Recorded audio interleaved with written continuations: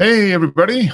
Welcome. Photo share discussion number 219 for, what is this, January 18th, 2018.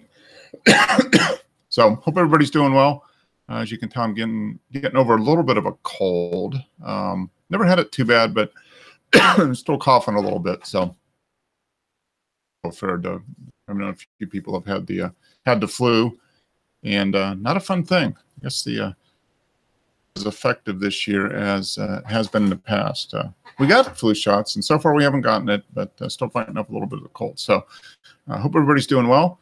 It is kind of a sad day because the Steelers didn't win to Jacksonville by 3 points due to, I think, a bad choice on making an onside kick. But oh well, they're out of the playoffs, so now we're going to have to see. Is it next week? New England plays. You're going to play Jacksonville. Going to play Jacksonville for the AFC Championship, and it's going to be Philadelphia against hopefully the Vikings. My money is on the Vikings to win everything. I think it'd just be great to see them. Our hometown, so we shall see. Still a couple weeks. Next week, I'll decide that. And the Vikings got to win today against New Orleans, although it looks like it's going good at this point. So, college football, not so good. With the if you're here in Atlanta and a Georgia Bulldogs fan, it wasn't very good at all. If you're an Alabama fan, fantastic. So, college football is over. We have the national champion. Alabama. NFL's going towards their playoffs, so we shall see. But that's really not photography talk, is it? But kind of news, that photography and sports. So hope everybody's doing well. It's been kind of chilly here in Atlanta the last couple of days. We had a really warm week, and then the front came through, and today was pretty chilly. We're just going to warm up a little bit next couple of days, and then Wednesday, Thursday, I might be able to get some ice photography, because it's going to be pretty cold for a few days, so we shall see. I haven't done much photography at all in the last month. In a month or so, I've just been working a lot on the business, on the financial planning business, kind of redoing things a little bit, refocusing, getting things dialed in for 2018. Business is going well, but want to make sure that it goes even better, because without a good business, there is no photography at all. So I've got to make sure that is going in the direction I want it to go. But so I've been really focusing on that, and haven't done much on the photography at all in the last month and a half. But I'm expecting as the weather turns, as we get into mid-February for us, the weather will be turning around and generally be warmer than colder. And I expect by then I will have things kind of dialed in on the business side of things. There's just a lot of end of the year stuff, regulatory compliance stuff that somebody in my business has to do. And then I've been doing some more of that, looking at offering my services in a few other additional states, which requires additional paperwork and all kinds of fun stuff. So hopefully that should be done in the next few weeks. So hopefully by the time we get into February, weather warming up, we should be good to go. But still following the world of photography as much as I can, and there's always stuff going on. And so I've got a couple stories. I've just kind of been poking around on Petapixel, get a little bit of some stories. There's one that popped up a couple weeks ago, and I forgot to talk about it last week's show. But it's a little disturbing, and I think it's a reminder for us as photographers, or anybody that's passionate about something, just that we have to be careful and make sure that we kind of keep our emotions in check, because we don't want anything bad to happen to us. So I'll talk about that, and then some additional stuff photography related. But one thing I've been looking at a little bit, and I've been talking about this off and on, is looking at getting a new wide-angle lens for the large format camera, which is looking kind of lonely sitting over here on the shelf. So I need to get back out with that, definitely.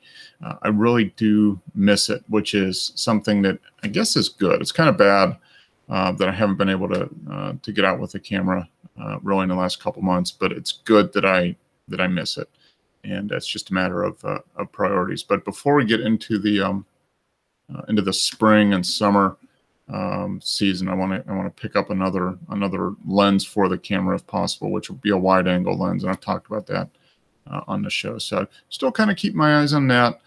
Prices still kind of seem to be in that, whatever, $200 to $400 or so. It seems like for a decent quality lens on the used market, and obviously all the lenses pretty much for the large format cameras are used on the secondary market. So just kind of keeping things, keeping an eye open for that. Hope you guys are kind of keeping up on the photography. I know Dennis has, because he just popped in, so I'm sure he just got back in from a full day of shooting in the field. Yeah. How did you guess, Mark? I just have a way about these things, I'm sure. Yeah, well, of course it would be night photography here at the moment. Yeah, that's true. Yeah, midnight. Well, you get out and get the very late afternoon photography. So, so good. Has the weather been halfway? Have you guys had cold weather the last couple of weeks, or has it warmed up a little bit? Or I think it's going to get cold this week. Okay, all right. Yeah. It's been quite mild, but the skies are just grey, Mark. You know. Oh, really? Yeah. Okay. So just nothing peeking through the clouds, huh? No, I stuck a photograph on exactly what it was like this week. Oh, okay, good. You did post a couple. Oh, yeah, lovely. We'll talk about that. But yeah, it's kind of, well, actually, it's been warm and cold. We've had warm weather the last few days. It's been really cold the last couple of days. Blue skies, gray skies, rain, clear. We've had a little bit of everything here, but it's been a little too cold for photography. So I haven't really haven't ventured out that. And like I was saying earlier, just not much time. I've just been embroiled in the business end of things, which I enjoy doing, and it's needed, but it doesn't, when you're doing that, there's not much time for anything else. So yeah, I haven't really done much at all because I've been suffering from bubonic plague, obviously. Yeah, it's taken. You sound better than you did last week. Yeah, even so, it's not gone away. The cough, it's started before New Year. This, you know, and it's just yeah. I thought it was gone, and then it just comes straight back. Yeah, no, I've my father has had something for the last few weeks. It was bronchitis, I guess. The doctor diagnosed it as bronchitis, but that was back in November, and then he said it went away, and then it kind of came back, you know. And then with the winter and everything, he says it's just been like an ongoing cough and nasal thing for like 3 months. So yeah, it takes a long time to shift them. Weeks. Yeah, definitely. Well, I've been fighting a little bit of a cold, nothing real bad other than just kind of like draining and a cough. Yeah, well, not real persistent, but just kind of there. And in this country, men don't get colds. You know, we get severe flu. So is the flu shot been as ineffective there as it has been here, I guess? Yeah. The amount of people that I've spoken to, that there isn't anybody who doesn't know someone who hasn't got this cough. And cold. Yeah. It seems like in this time of year, especially, it seems like there's just the flu and cough, just stuff that just kind of hangs around. So. Yeah, it'll break when the weather breaks, which for you will be like June 1st, right? Yeah, in the big picture, it's nothing to worry about, really. Unless, of course, you're unlucky enough for it to turn to pneumonia or something. Yeah, exactly. Other than that, it's hopefully never more than a mild annoyance. And it's very annoying. You're right. yeah, and inconveniencing thing too. So. Oh, good. No, like I said, I haven't done anything I haven't even developed. I've still got those negatives. I'm gonna do that this week. I said that last week, huh? I gotta get those the color negatives sent off. I actually was delaying a little bit because I know the lab I use gets slammed right around the end of the year, people doing holiday photos and all that type of stuff. So I'd really rather not send my stuff in when they're kind of at max. So have you not done any of this developing in your photographic club now? No, I haven't. I haven't been down there in 2 months. So and I haven't had that. I haven't taken any new images. I haven't made new images, and I just haven't. I've just been so busy the last month or so. Really since December 1st, a month and a half, just on the work end, business end of things. That I think once you've been in the dark room and see someone do it all, it's just another path to go down. Yeah, no, I've been emailing with the guy, and it's just a matter of coordinating some time. And it turns out he's been busy with his business too. He has a IT business, kind of his own IT business that he's had for, I don't know, 15 or 20 years. So he's been busy with a lot of year-end, people trying to get stuff done before the end of the year or that type of thing. So hopefully we can connect in February and get down there. Because I've got a few good negatives I think would do really well printed, actually printed on paper. So that's the I'm shooting for kind of mid-February is what it looks like from his schedule and my schedule. So seeing the difference between a real photograph printed up in a dark room and what you get given from a print shop. Yeah. Now I did send for my parents for Christmas. I took it was an image that I took of the remember the image I took of the barn, that kind of octagonal barn I had back in it was back in May or June when we took a trip up to New York State. I had that printed up on I think it was, what would it be, a 12 by 20? No, 4 by 5. So 12 by 16. I guess 12 by 16. Yeah, and had that printed on a nice linen style paper, and they really like it. They said it came out excellent. So it'll be nice to actually get. That's one of the ones I want to print in the dark room. Actually take into the dark room and print. So when you had it printed, Mark, do they just scan the negative and then print it straight onto a laser print? No, what I sent them a digital file. So I sent them the I'd scanned it obviously in the Lightroom. So I just exported that as a super high resolution JPEG. I mean, it was a no compression JPEG, and it ended up being, was it 20? No, like a 60 meg file, which was pretty good size for a JPEG. Yeah.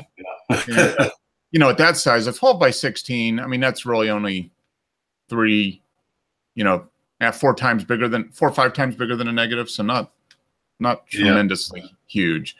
And my father got up there with his magnifying. I said, well, take a look at it, because I'm real interested in how it printed out. And he said, I got up there with my magnifying glass, and I couldn't tell any degradation of the image at all from just kind of looking at it. So the resolution on a 4 by 5 superb. yeah, but you always wonder when you send something off as which an inherently much lower resolution format than what could be done. Like definitely printing off the negative, because I know the negative was the image was good, good exposure, and was sharp and in focus. Yeah, and, you get the opportunity to print that in the dark room onto photographic paper, and then you'll have a real comparison. Yeah. I'd like to print that. So what would that be if I did that? 16 by 20 is what I got printed. That would have been basically four times bigger. But I could do, like, what would that be? 624 by 30, or something like that. I think paper we can print up to. No, I guess it would be a 16 by 20 would be the largest we could print in the dark room. Yeah, being larger would go up that big. Yeah, if they didn't have any paper that size, that you could just blow it up to 20 by 12, and then just do a portion of it on a 10 by 8. It will at least give you the same blow up as what you've done on the digital. Yeah, yeah. Choose a part of the photograph which has got lots of detail in it, and then you've got something to compare with the print. Yeah, exactly. That might be a way to do it too. Take a corner of the, half the negative and blow it up to, or a quarter of the negative, and blow it up to a 12 by 20 or something. Yeah. Yeah, as long as the image on the easel is 12 by 20, then you just choose any part of that. So it's going to be as good as having the full. Yeah, I think it'll print up to 24 inch by. So would that be 16 by 26? That would be 24 by 30, right? That would be a 4 by 5. That would be essentially, that would scale up to a 24 by 30. Yeah, 4 by times 6 is 24, and 5 times 6 is 30. Yeah, you'll find, Mark, that with the big enlargers, they usually turn 90 degrees so that you can actually project the image onto a wall. Yeah. So you blue tack your photographic paper onto the wall. Yeah, and get a large. Yeah, that would be interesting. So I could just get a big sheet of photographic paper. Yeah, but then you're going to have the facilities to develop that. Yeah, that's true. Yeah, I guess it would be limited. It would be limited by the size of the tray, basically. Yeah, so basically you need 2 bathrooms in your house, one with developer in the bathroom, one with fixer in the other. Yeah, well, the dark room at the studio has, it's got, I mean, it's a full dark room with the big wash tray and everything. So it's just really a matter. Well, actually, you could put it in the because it's got one of those big long, stainless steel sinks, basically, and it's got dividers, so you could break that huge thing down into a section and put in enough chemical to do it, I think. Yeah, they've got a washer that'll do a 24 by 30. I think that might be the limiting. They've got it's got a large like a plexiglass washer, so you can take the paper and put it in there and hang it in a enclosed container so you don't get the dust and everything. Yeah, I'm sure there was one on YouTube I watched last year where the lab had four people lifting the big sheet of paper into the massive trays. It must have been 4 foot by 6 foot photograph. Yeah. Well, no, there's a guy he's in Florida. Lives in the Everglades, of Florida, and he does. Oh, I forget his name. Maybe we talked about him maybe a few months ago, but he uses large, it does 8 by 10. 8 by 10 is the smallest he uses. So he'll go up to like 16 by 20 plate, wet plate, and then he blows it up to, whatever. But he does it basically. He's got trays big enough to develop 4 feet by 6 feet, that type of thing. Yeah, I should imagine the resolution on the photograph is absolutely superb. Yeah, no, I've seen a couple.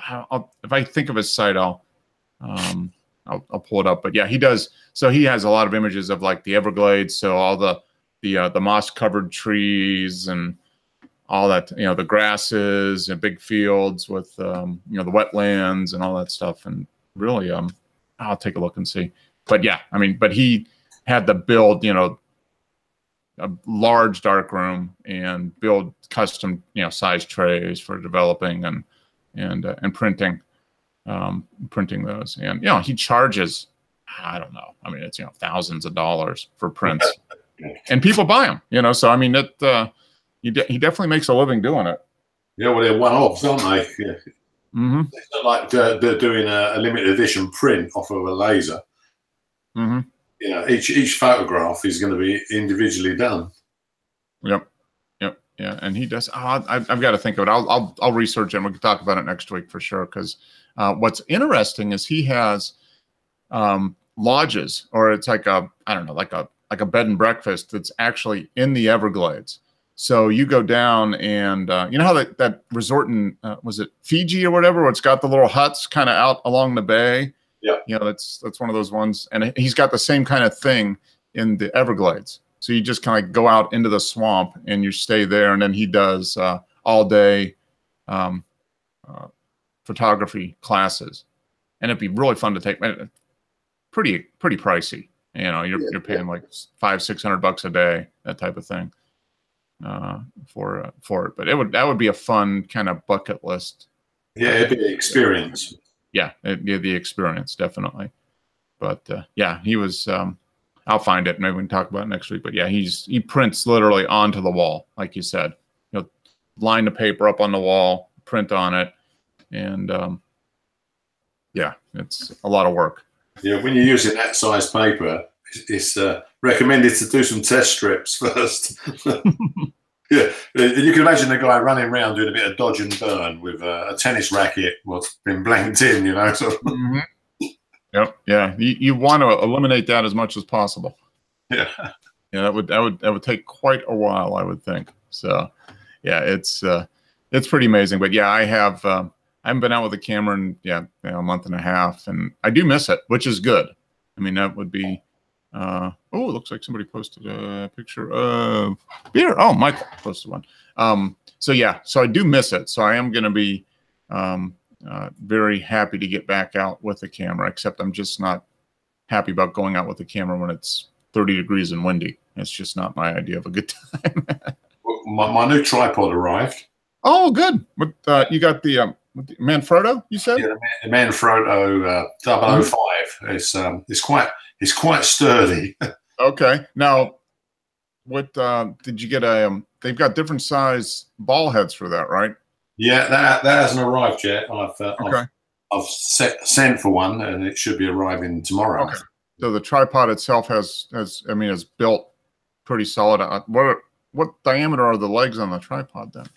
They got to be over an inch, maybe an inch and a quarter. It's carbon. Okay. Yep. Carbon fiber. Yeah. And how tall does it get? What's the maximum? That's what I got it on. I can put my Chamonix camera on top, and it would be above my head. Okay. Yeah. So that's the reason I got it, because the other tripod, I was just stooping down continuously to focus, you know, and I thought, well, if I can get one where it's the same level as your face, it's going to be a lot easier to do things. So you got the Manfrotto 505? I think it's 055 MT. Okay. All right. I just want to take a look at it and see, because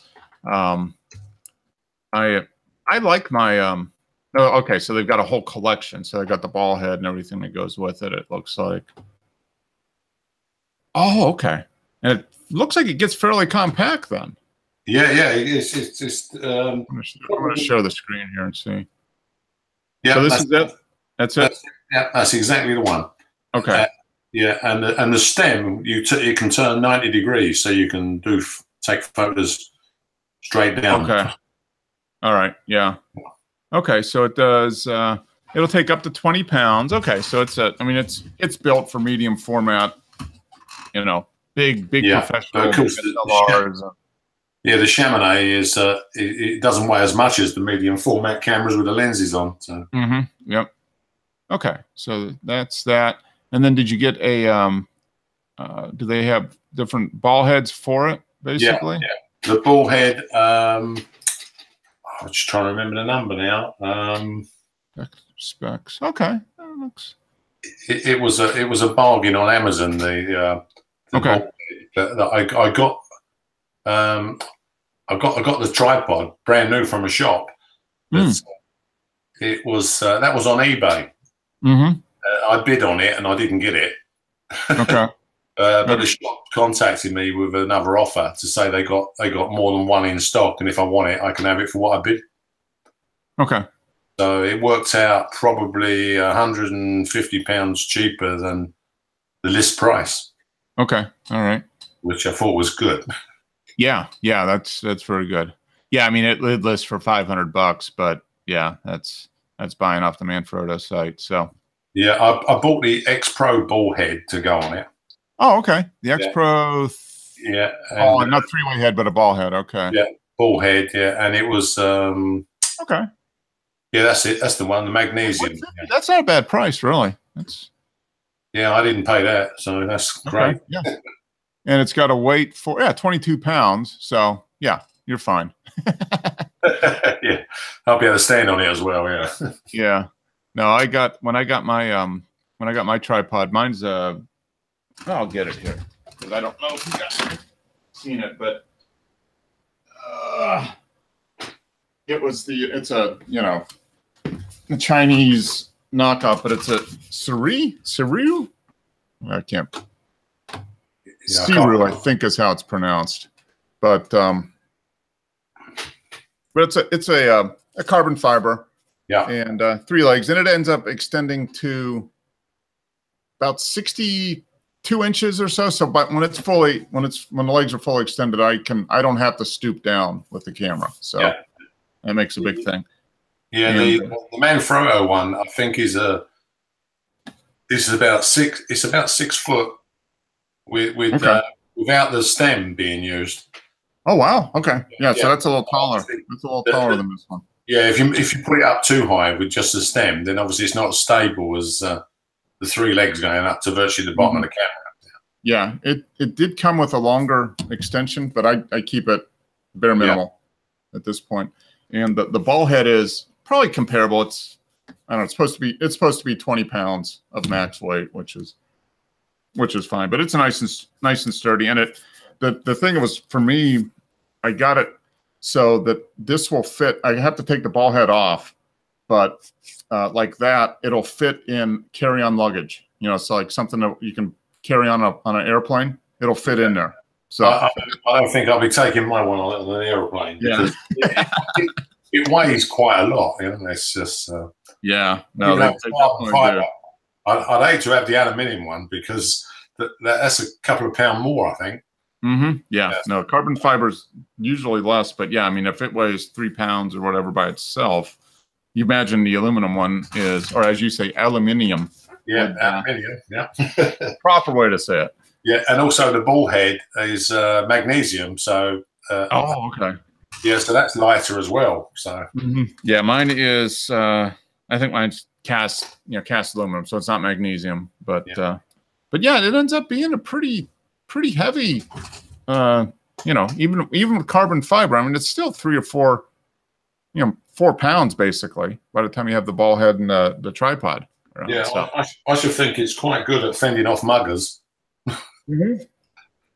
Very solid. No, I've done a lot of hiking. I mean, I do it even with the large format. I'll put the large format on there and tighten everything down, and I just put it over my shoulder and carry it around. Yeah, that's probably the best way of doing it.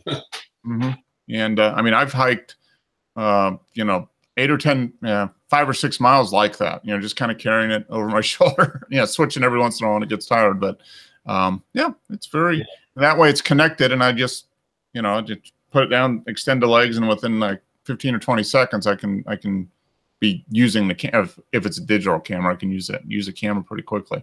Yeah, see that's the difference, isn't it, between having like the Sony A7 and going out with a Hasselblad with a set of lenses and a great big tripod. It's just it's definitely different. But yeah, I mean, if you're gonna go to the extent of wanting to do a good landscape photography, you pretty much need a tripod, even in the middle of the day.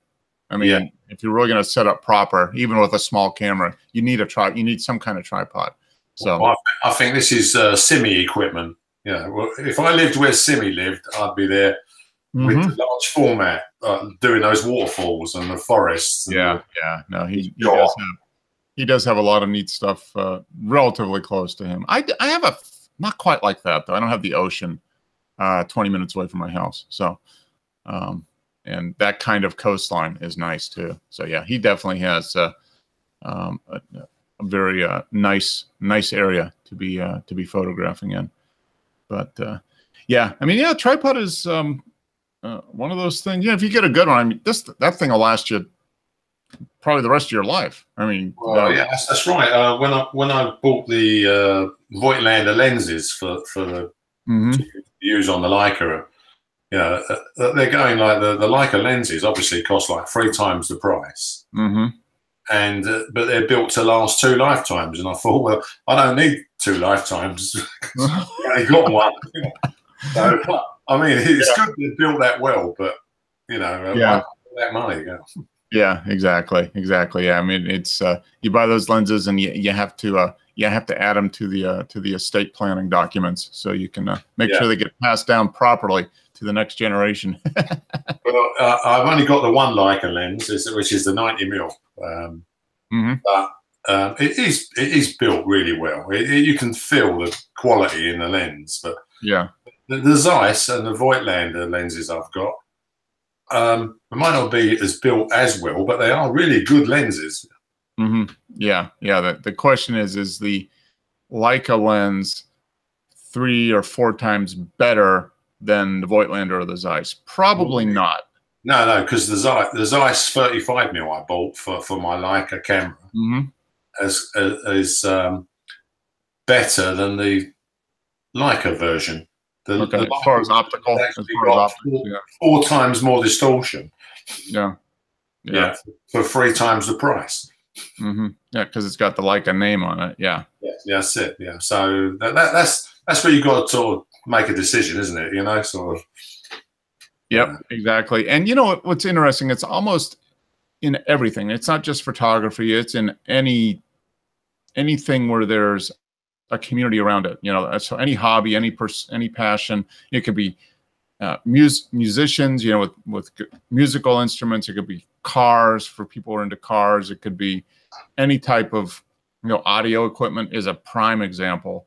Or if you do a little bit of research, I mean, there's always going to be the super high-end stuff that you pay a very high price for it, and it's going to be good quality.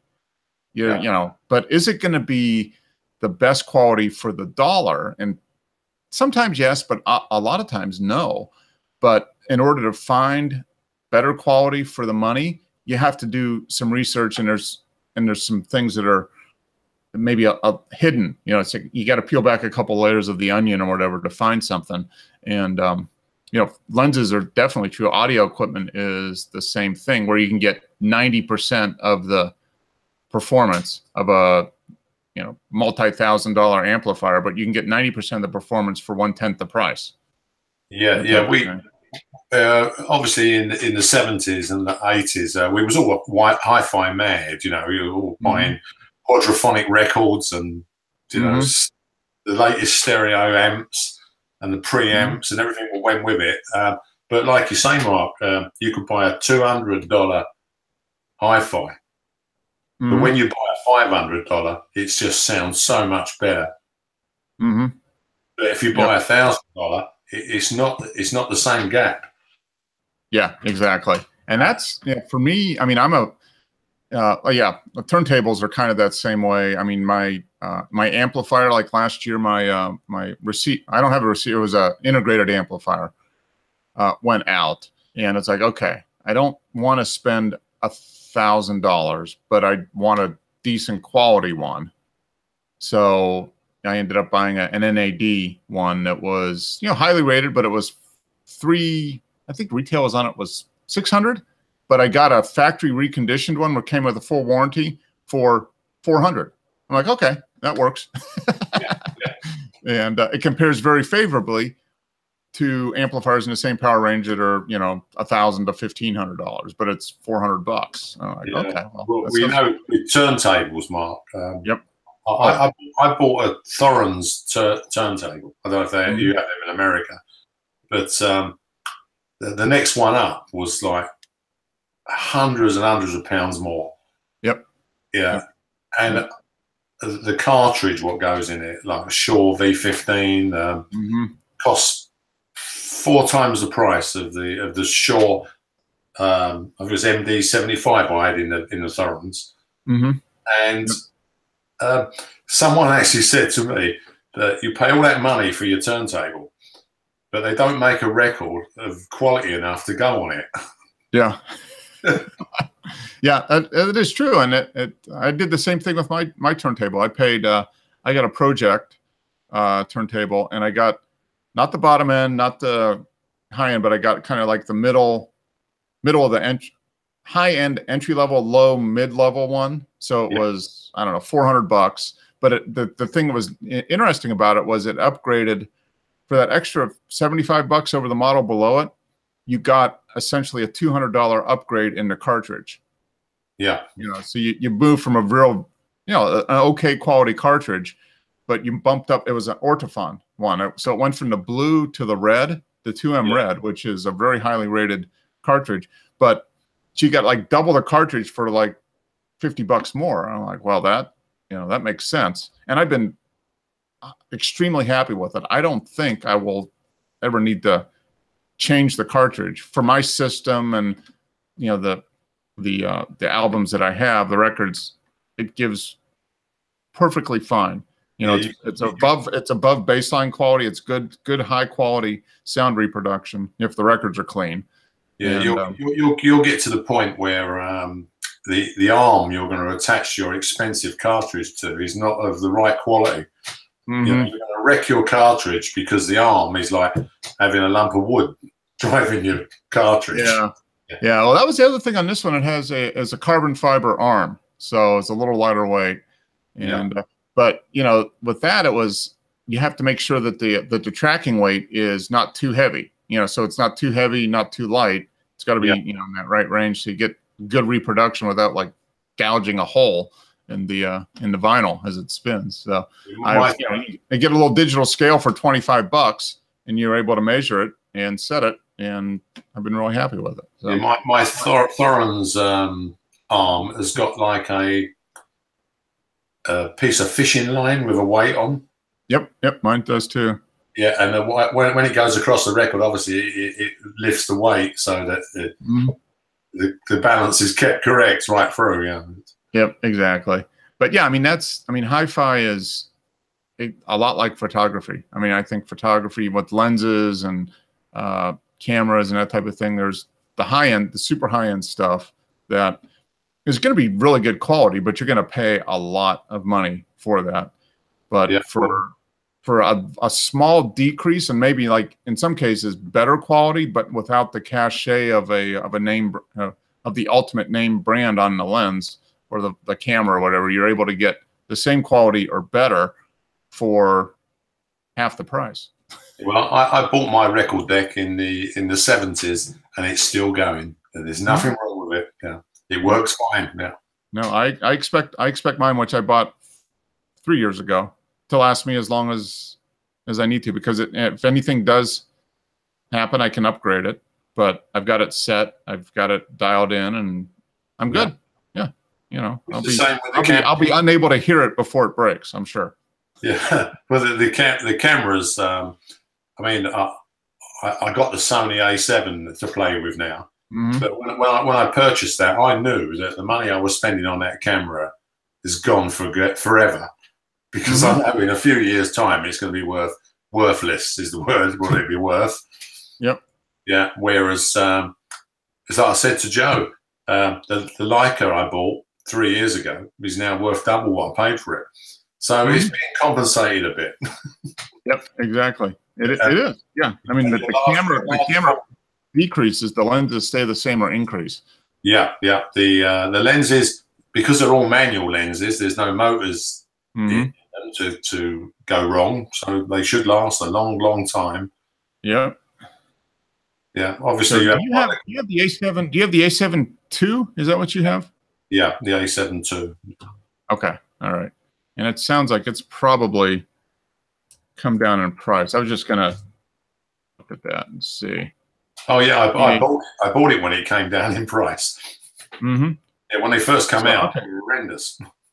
Yeah, so the A7 II at B&H is now $15.98 for the body, it looks like. The A7 II, yeah, it's not the R or anything, it's just their standard A7. So 24 megapixel full frame. So that's $1,600? $1,600 basically. Wow, so I only paid about £900 for it. Yeah. Now, did you get it? Was yours new or is it a factory refurb or what was it? Brand new, yeah. Okay, all right. Now this is on B&H, which is, they're usually not the lowest, but they're definitely not the highest.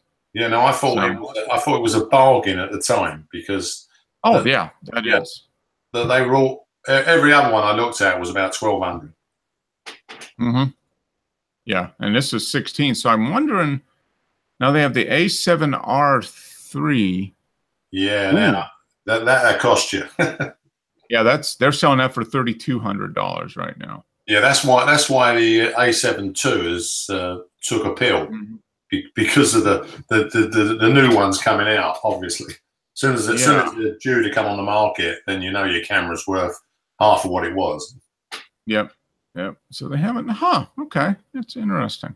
I've been happy with my Olympus, for what it is. I mean, it does everything. Well, I had the EM1 at the same time, and side by side there was hardly any difference between the cameras. So I'd opt for the full frame, because for me, I don't see the point in buying an f1.5 lens and sticking it on a Micro Four Thirds where it's going to act like a 3.5. Yeah, exactly. Yeah, and that's probably in my digital camera. That'll probably be the next thing. Is assuming, the Sony might be a good one, but I'm not ready to spend on a new digital camera yet. But in a couple of years, I would think, you can get a full frame Micro Four Thirds or full frame size mirrorless for under $1,000 in most cases. Yeah. The A7 II will be cheaper still in 6 months' time, especially if they bring out the A7 III. Yeah, exactly. So 6 months from now, as we are finishing up summer and kind of heading into the next fall and holiday selling season, the A7 II will probably be well under $1,000 on almost everywhere. Yeah, I haven't used any of the facilities on that camera. I'm basically using it as a Leica, electronic Leica, because it's manual focus, and the focus peaking is very good, quite good. But it eats batteries, Mark. I can go through 2 or 3 batteries, and I haven't got an auto focusing lens on. Yeah, I would imagine. Yeah, that would even. So it's not very good on battery life then, huh? No. I think if you bought a full-size Nikon, you'd probably last all day with one battery. But I can knock a battery out in a few hours. Yeah. Well, I think the big thing is that the mirrorless, you have to have the screen on all the time, because that's how it's not an optical viewfinder. It's an electronic. Yeah. That's what I find with the Olympus. I mean, it doesn't. Yeah, the battery life is nowhere near what a DSLR one battery life is. I mean, it's significantly less. I find myself taking twice the battery. So if I go out for like an afternoon with the DSLR, I could get a whole day with one battery. And when I go out for an afternoon, like 4 or 5 hours with Olympus, I have to take 2 batteries just to make sure. I take 3 batteries fully charged when I take the A7 out. Yeah. It's otherwise you're just going to be carrying a brick around that won't work. Yeah, it doesn't take long to change the batteries, but it is kind of funny, that, and the batteries aren't that big, which is the reason they go out so fast too. I mean, they're trying to balance ultimate portability with length of usage on a charge, and ultimately it comes down to if the battery's bigger, it's going to last longer. So the other thing is, of course, Mark, the other thing what really annoys me is the eyepiece sensor. If I have the screen up, if you bring it too close to your body, the screen goes off, because it thinks that you're looking in the eyepiece, so it turns the screen off. Yeah, I found that with the Olympus too. So if you want to leave the screen on, you've got to hold it. That's it. You've got to be away from you, otherwise it goes off. Which doesn't. If you bring it close to look at it, like to actually see it, then it goes to the eyepiece, and you're like, well, I can't, because it's within a foot. Yeah, the distance. But when I first started using it, I thought to myself, oh, there's something wrong with this camera. Every time I'm like lifting it towards my face to see the focusing, it's going off. It was just assuming you were putting it up to your eye, not needing to use the screen. And of course, I keep forgetting to turn it off, because I've spent many years of walking around with a Leica. She just focus it, take a picture, and put it back in the box. It's just, yeah. Yeah, exactly. Yeah. I mean, that is probably my biggest. Actually, now that you mention it, it's probably the biggest complaint with the Olympus. I have the the EM5, and then I've got the was it the M2? I think, yeah. And yeah, they're both the same way. You set it up and for it to automatically switch, but you've got to hold it way out in order to keep it from automatically switching. Yeah, I've been spoilt, Mark, because remember I bought the Zeiss Super Wide. Mm-hmm. That hasn't even got a viewfinder. Yeah, you don't need it. Yeah. No, you don't need it. I shall stick the super wide Voigtlander lens on, zone focus it on f8, and it's a point and shoot. You can do aperture priority. Mm-hmm. Yeah, and you have to. Do you have any? Just for framing the shot, it's not a true viewfinder, but do you have any? There's nothing. There's no viewfinder on it at all. You have to use the zoom finder I bought. Oh, okay. If you want to use it for framing, if you want to frame it up, then yeah, it does not have a viewfinder. You have to. Okay. So that's why you got the zoom finder. Okay. Yeah, I've got the zoom finder because it does all my lenses. It can go 35 mil, 15, yeah. and also it's got the scale on it. If you're using it on Micro Four Thirds or crop sensor camera, it tells you it actually alters it to give you the proper image for the. Okay. That's a pretty useful. Yeah. Yeah. It's a lovely viewfinder. It's absolutely crystal clear. If you ever get a chance to look through one, have a go. Is that the Leica viewfinder? Is that what it is? No, it was Voigtlander. Voigtlander's zoom viewfinder. A Voigtlander zoom finder. Okay. All right. And so when you set it up on your camera, do you have to do any calibration of it at all? Or no, if you've got a 15 mil lens on, you turn the dial on the eyepiece to 15 mil. Okay. Yeah, there's a diopter as well, so if you wear glasses, you can adjust it. Okay. And it's made of metal, and it's really good. I've had many people walk up to me and go, "You don't mind me asking, but what's that thing on top of your camera?" Yeah, because it's round. It looks like a cue ball sitting on top of the camera, right? Yeah. I mean, it's a big, okay. Yeah. Yeah, because the Zeiss Super Wide has got two shoes. One for a viewfinder and one for a flash.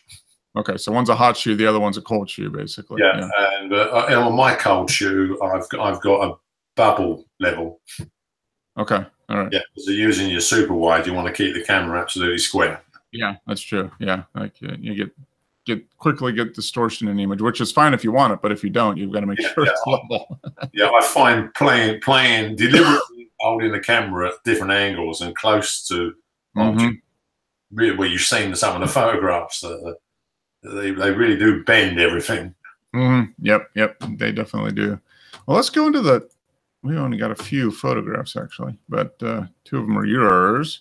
So we're going to take a look at the bright, sunny blue sky that is the UK in winter. Yeah, this is. There it is. Wow. Yeah, that was this week. Yeah. Okay. Well, there's some sun peeking through the clouds. Yeah. And this was and this was which lens on this one? This was the 50 mil Voigtlander, the 1.5. Yeah. Okay. It looks like it's kind of cold, but maybe not. No, it wasn't that cold. It's just grey and closed in, stormy. Yeah. You got this. And you got this little cloud kind of floating halfway between. Yeah. Kind of last remnants of fog, morning fog, maybe. Yeah, what you're looking at there is the Kent coast, the other side of the Thames estuary. Oh, okay. So over here, this is looking what? West? South. That's looking south. Okay. Yeah, that's going south. Yeah. Okay. If you look at a map of England, you'll see the River Thames coming up. Yeah. I'm on the north side. And that is Kent, which is a county on the other side. Okay. All right. So this looks like this is maybe a a mile, mile and a half, couple kilometers wide. That's not a bad guess, Mark. Because when I used to go out on my boat fishing, when I was in the shipping lane in the middle, the radar set on 2 miles, touched both shores. Okay. Yep. So almost in the middle. Yeah. So are these, yes. Is this dust or what are birds? These are birds, huh? Birds. They're birds. Yeah. Low flying. Yeah. Okay. Yeah. Okay. They do like, yeah, there's a tail, there's a wing. Okay. Like, this isn't film. There can't be a dust image there. That's got to be a bird. He's in black and white. Okay. Yeah. So it's a couple. I do find, Mark, when I'm using the Voigtlander Super Wide on that Sony A7, I spend a lot of time taking all the dust marks out the. Oh. Yeah. Well, with the 50mm, it doesn't seem to show up, but on the 15, it must be the angle of the light falling on the sensor. Yeah. Yeah, it seems to enhance every speck of dust what's on the surface of the sensor. I wonder, because the lens, the 15mm, the glass area is so much bigger too. So you just wonder, maybe that does it, or just the way it's so wide that it, yeah, you're getting glare. Well, not glare, but something not as direct on the sensor, maybe. Yeah. Something I've never noticed on film. Okay. Yeah. That's okay. So yeah, Delta 100. Wow. Okay. So film. Yeah, this is the car show I went to in the summer. I went back through some of the pictures and I thought, well, that's not too bad, really. No, that's actually pretty good. Was this taken with the super wide? Yeah, that's the super wide. Yeah. Okay. Yeah. That's good. I can tell this guy's looking a little larger than he probably is in real life. Yeah, because he's right on the edge of the frame. Yeah. Yeah, this is an old. Oh, is this Toyota? No, it's a Land Rover. It's old Land Rover. Okay. Yeah, it's it's quite a modern Land Rover because it's got the arches, the plastic on the arches there. Okay. Yeah. Yep. On the wheel. Yeah, so it's not one of the oldest ones. Okay, so it's a relatively modern. Yeah, it's probably like 2.5 liter diesel. Okay, yeah, a little bit of torque there. Yeah, yeah. Climb a brick wall without any effort. Yeah. So this is Delta 100. Okay. Yeah, you see the grain in the film. Yeah, I've done a stand development on this one, I think, and that's why it was getting really grainy in the sky. And I just wondered if I overdid it. I think it was an hour stand. Oh, okay. Yeah. Either that or the chemicals were exhausted. Yeah. Well, what would cause that? Would that be the fixer that would do that? If the fixer was exhausted, would you get that? Or would that be? No, I think this is to do with developing. Yeah. Okay. Yeah. Every time I've done the stand developments, I'm getting some of this like grain or something, like the emulsions missing in some of the corners. Yep. Yeah, I don't know. Maybe I'll just try a different developer. I use Rodin on one and HC110 on another roll. And you got the same result on both, right? The same. No, I think it was this HC110 which caused this. Did this? Okay. All right. But what I'll do, I've still got roll your own 30-meter roll of Delta 100. The other thing, of course, it could be dodgy film. Yeah, could be. But I've had this in a few film images too, and I'm trying to think. Well, I've used HC110, so I just wonder maybe if it is exhausting the developer. Not enough agitation, or not enough. Maybe you didn't put enough developer in. The concentration isn't as high as you thought it would be. No, this was really diluted. I think it was something like 15 mil for the whole tank. Okay. Yeah. On an hour stand, so it's quite possible that the developers exhausted in that area because there was no agitation. Yeah. That's because you just put it in, and you let it sit. So it looks like you can see the grain of the crystals. Yeah, I mean, yeah, this like modeling or blotchiness a little bit. Yeah, yeah, it's almost like you can't see the grain, like these little figures here. Yeah, I've gotten that on a few images too. I'll have to go back. I have to go back through and take a look, but I think a lot of it was HC110. So I don't, and it was probably for me because I've never done stand development. I've always agitated. Yeah, so maybe I haven't done enough.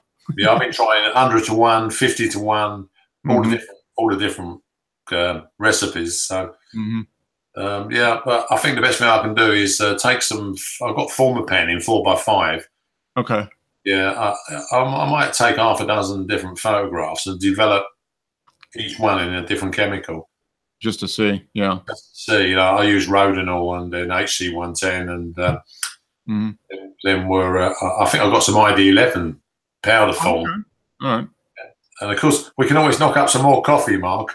Yeah, it's true. Yep. Yeah. Take a little bit of the morning coffee and develop some film on it. Yeah. Yeah. So speaking of developing, I don't know if, I guess you could develop with beer. I would imagine. You'd probably have to add something else to the mix, though. Well, that's right, because we have to do all the, what was it was using with the coffee? Vitamin C in it. And yeah, you were using, so sorbic acid, which is vitamin C, and then you were using baking. Yeah, it's carbonate. Baking soda. Yeah, baking soda pretty much, right? Yeah, it's not bicarbonate. I think it's something carbonate, but it's okay. Yeah, it's definitely not bicarbonate. Yeah, okay. we got loads left, so there's no reason why we shouldn't knock up some more coffee now.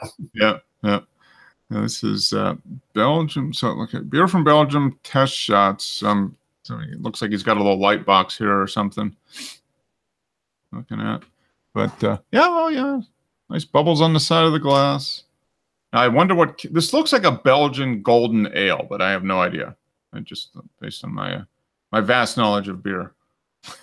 So he didn't put down what lens he was using there, or was it a fixed lens camera?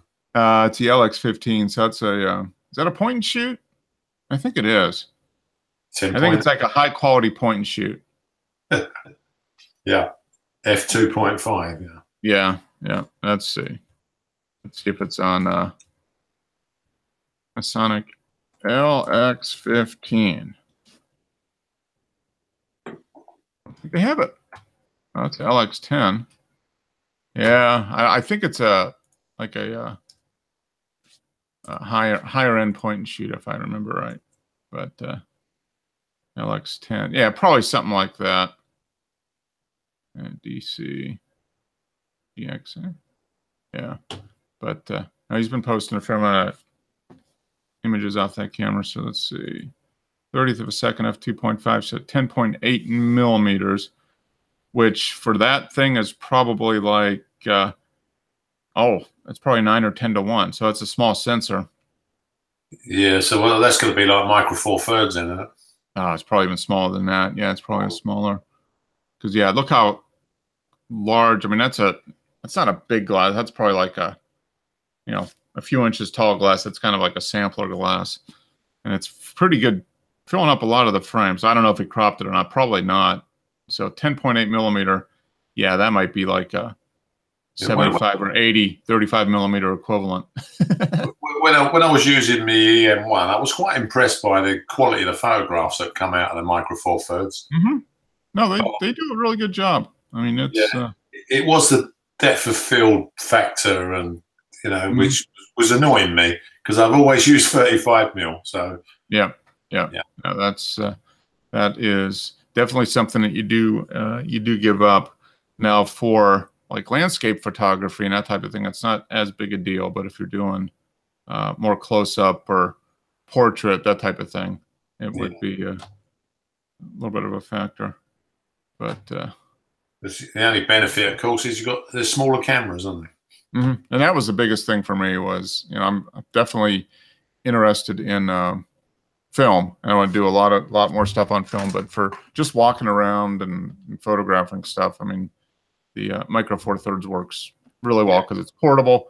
It's much better quality than your typical point and shoot. I mean, it's a true camera, but it's got the form factor is small enough that it's still pretty portable. Which and the other thing, of course, Mark, is I can't get over the highlights on a digital camera.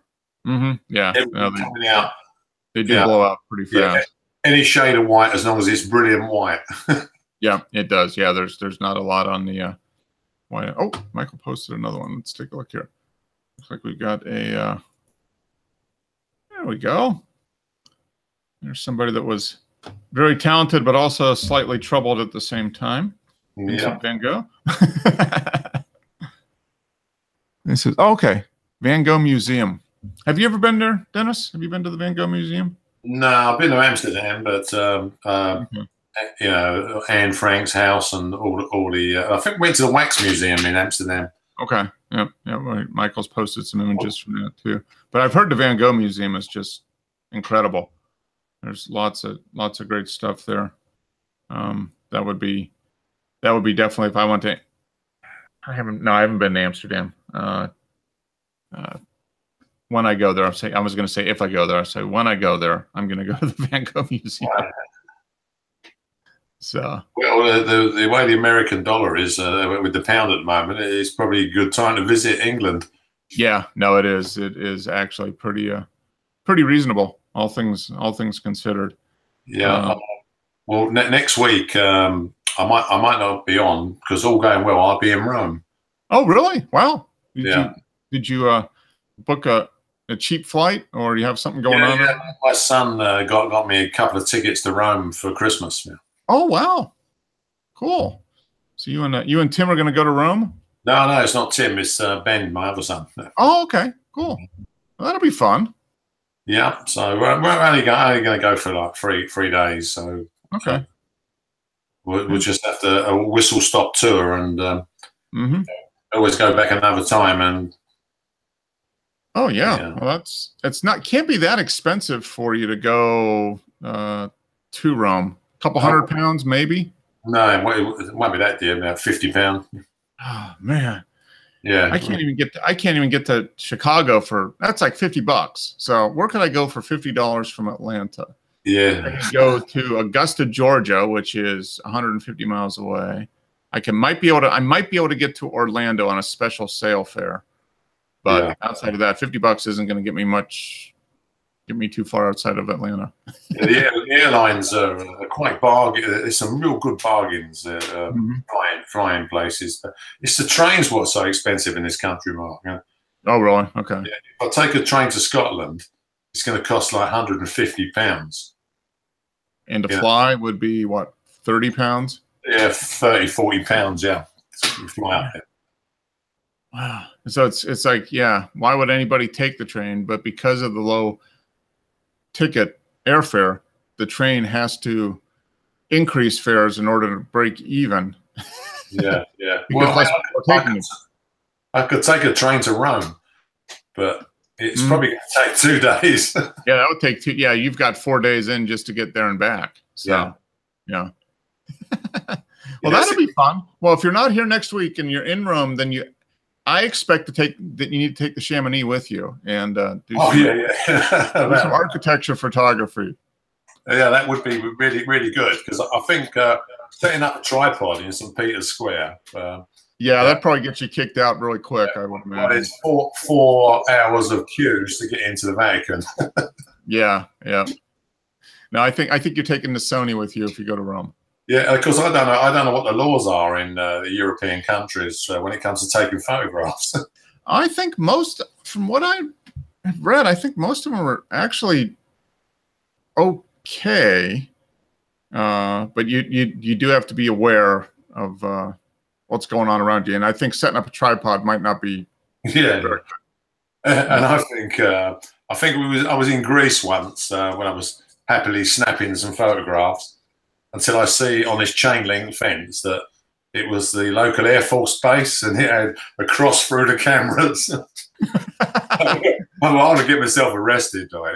Yeah. No, you actually, you have to look around and read the signs before you start. Yeah, I've caught myself doing that too. Like, I guess if somebody really wanted to make my my life not fun, they could, you know. But yeah, I think a lot of, well, I guess every country's different, and that's the thing. But here in the U.S., I mean, as long as you're not on private property, I could photograph. If I'm on a sidewalk, I can photograph anything. Pretty much. It's the same. It's the same in the UK. You know, you can legally take photographs in public. Mm-hmm. You know, obviously, it'd be frowned upon if you was on a beach taking pictures of children. Yeah, I mean, there's that type of thing. But yeah, I mean, walking up and down the street and you know, photographing people that are around or buildings, as long as you're on public access or public property, it's not a big deal. But we've had a few times where people come out and say, no, you can't, you know, no photographs. And we're like, well, I'm on the street and there's your building. You know, you put it back a little bit, and they've always relented. Yeah, they done a program on the City of London where they had 3 different photographers go into the City of London and take photographs. Mm-hmm. And one of them had a really professional camera with the big lens, and they were on him straight away. You can't take photographs here. Mm-hmm. They even called the police to have him removed, you know. And the police had to explain to the guy that he's got a perfect right in a public place to take photographs. Mm-hmm. Yeah. Whereas the person with the consumer camera nobody paid him any attention at all. Yeah. Don't pay any attention. But I can see in the day of the iPhone, you know, everyone's got a digital camera in their pocket now. I mean, you can't stop people taking pictures wherever they are. Yep, all the time. Well, and on the other end, the government's taking pictures of you everywhere you go in most cities now anyway. Exactly. Yeah. I mean, and London is probably the worst offender of many cities. They've got they probably cover every square inch of the city is under a camera somehow. Yeah, Big Brother can follow you home. Mm-hmm. Yep. And it's that way in a lot of American cities too. I mean, if you just walk around and look up, you know, on all the lamp posts or you know, the street lights, there's always cameras. And there's just some guy in a room somewhere underneath City Hall looking at all that stuff, and they're recording everything. So if something happens, then they can go back and see what, you know. I have to put my hands up because I was one of the guys who put these cameras in. Yeah. Oh. Yeah. Oh yeah, and you probably installed a lot of cameras. Yeah, we had a lot of. We had a little camera. We used to call it Metal Mickey. It was a very small black ball. Okay. And I would just go down any street where there was a problem, and go up on an hydraulic platform on the lamp pole, and I would just strap this camera to the lamppost and leave it there, and it actually transmitted full color high res pictures back to the council offices and the police. So do it via radio frequency. Yeah. It would just transmit continuous pictures, right? If there's a problem area like youths causing problems and or vandalism, and the amount of people we captured doing things, you know. Oh yeah, I imagine. Did you have fly tipping in America? Fly tipping?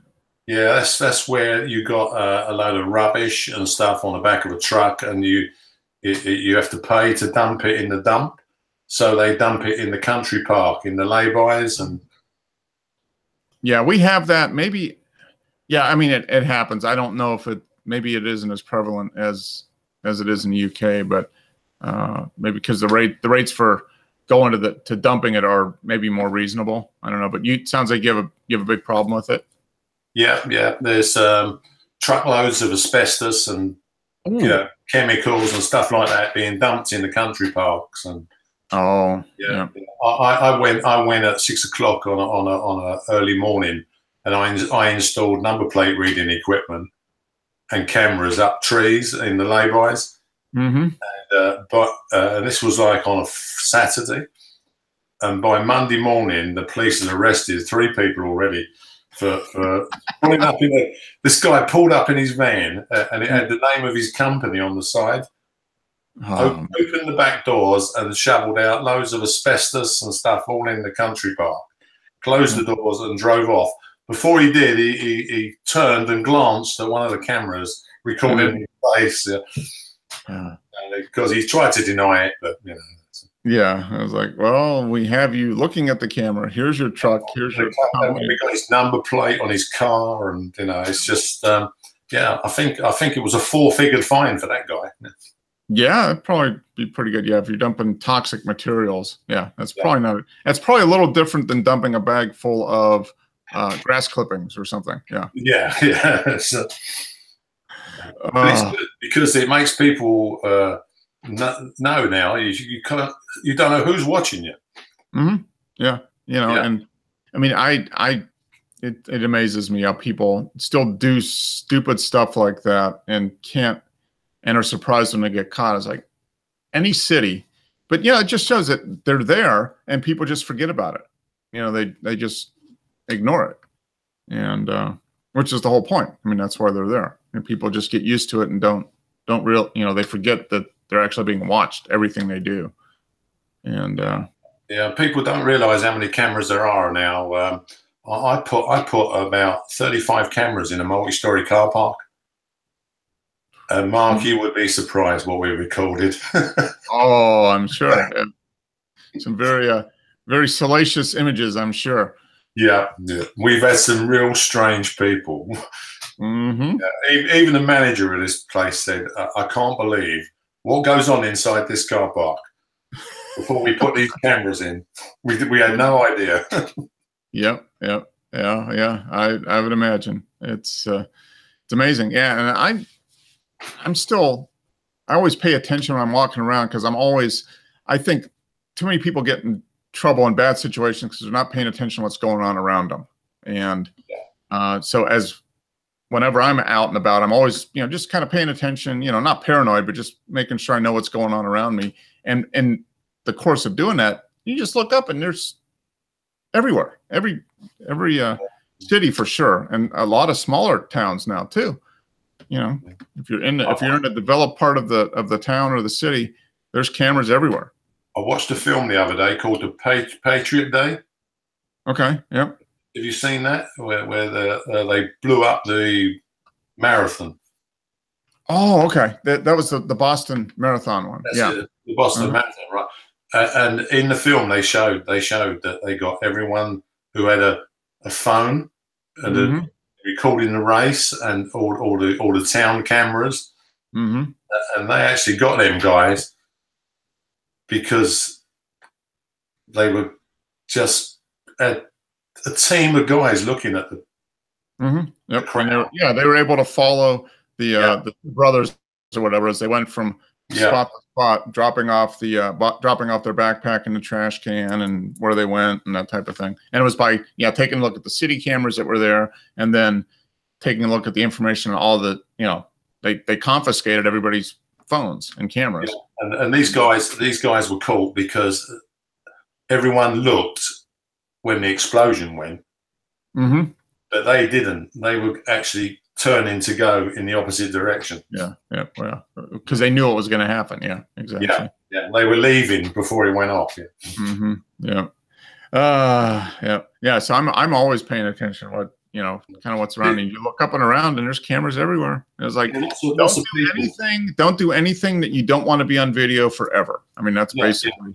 People complain about being spied on and that. I always think to myself, it's no problem whatsoever if you're a law-abiding citizen and you're not doing anything wrong.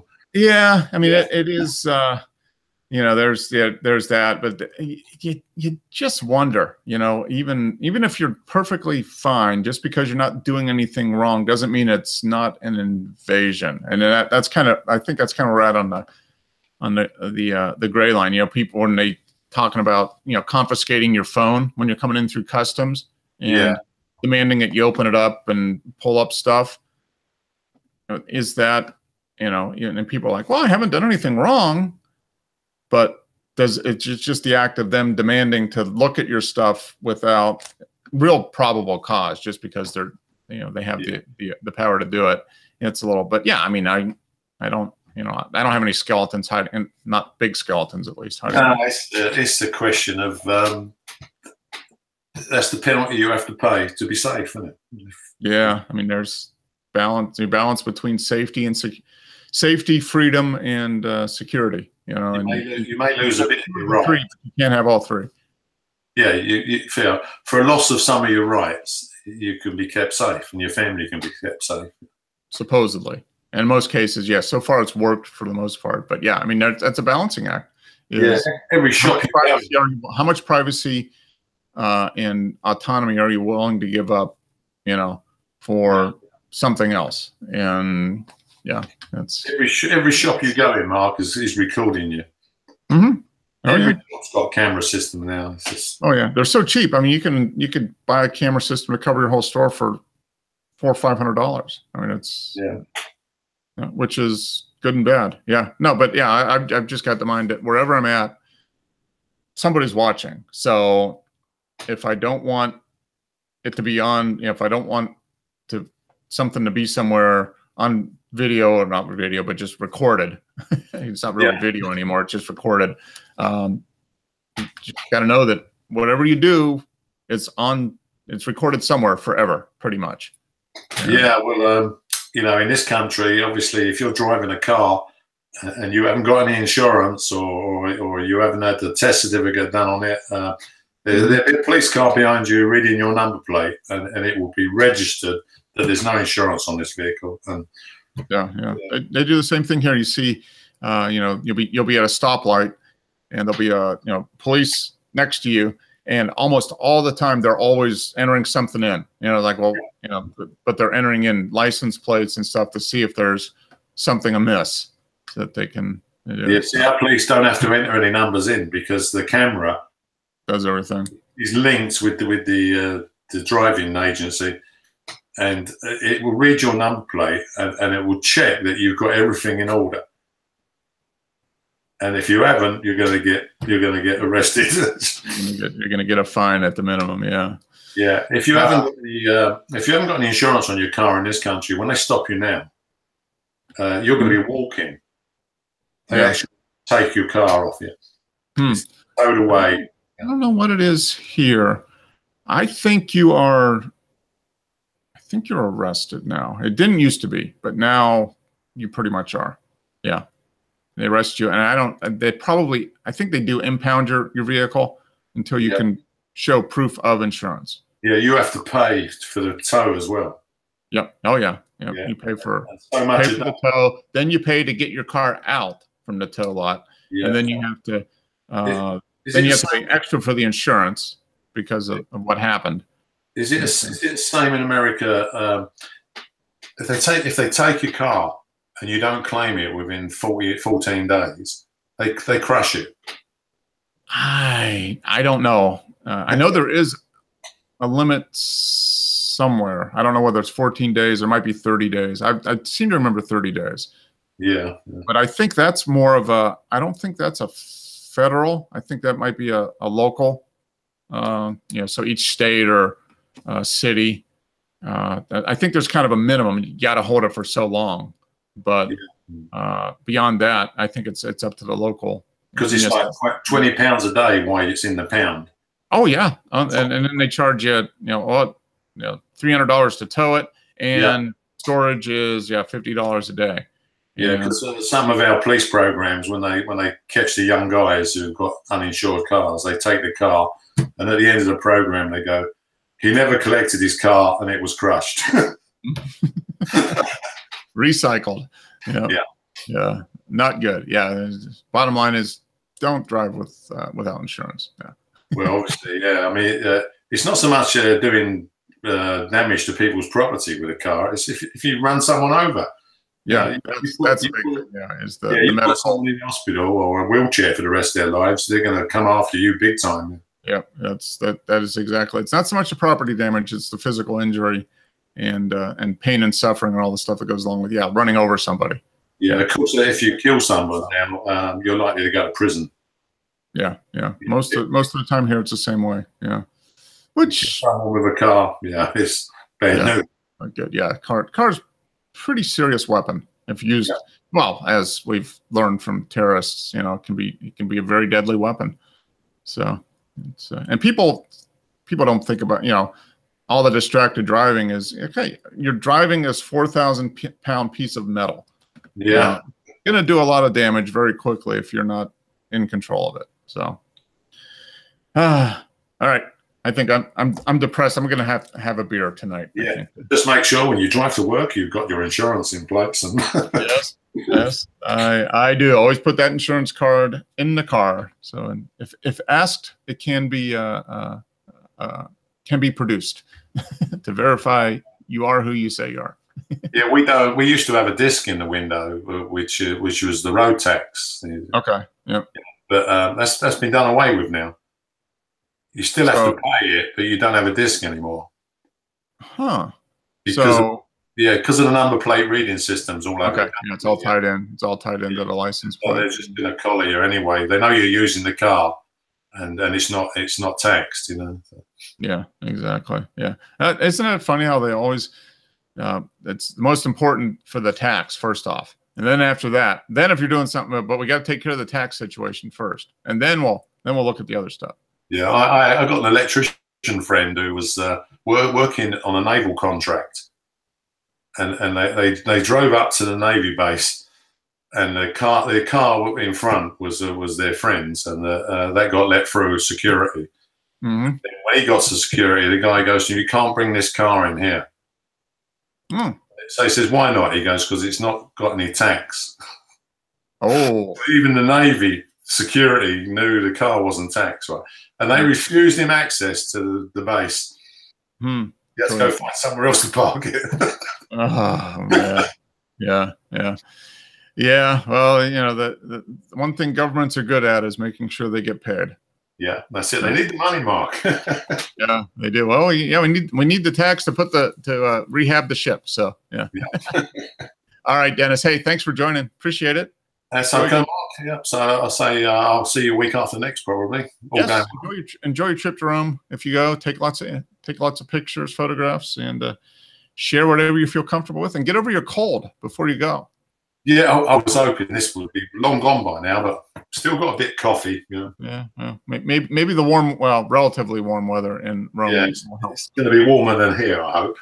Yeah. It'll probably still be not like summer warm, but it should be a little warmer than where you're at now. So enjoy the trip. Yeah. The other benefit will be probably there won't be 4-hour queues to get into places. Yeah, that's true. Yeah, you're going in. Yeah, you're at pretty much the minimal tourist season, probably January. Yeah. So yeah, you won't have to spend a lot of time waiting in line, which is good. If the weather cooperates and there's no lines, then that's a good deal. Yeah, that's fair enough. And if I see the Pope, I'll give him your regards. Okay, yeah, give him my regards. Yeah. Tell me, ask him why he hasn't been responding to my letters. Fair enough. Okay. Take care, Dennis. Yeah, see you. Bye.